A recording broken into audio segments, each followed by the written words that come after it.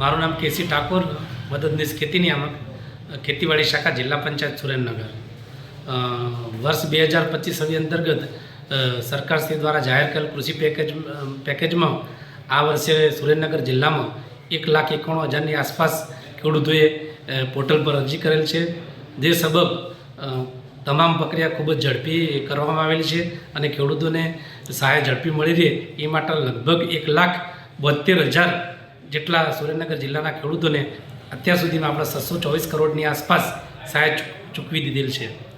અને જે બાકી રહેતા જે ખેડૂતો એ ખેડૂતોના ધારો કે કોઈના જનધન એકાઉન્ટ હોય, કોઈના ડીબીટીનો પ્રશ્ન હોય, કોઈના PFMS એક્સેપ્ટ ના થતું હોય, એ જે બેંક લેવલના પ્રશ્નો એ ક્વેરીઓ સોલ્વ થશે તો એ તેમના ખાતામાં પણ એ સરકારશ્રીને જે રાહત પેકેજના પૈસા એ જમા થઈ જશે.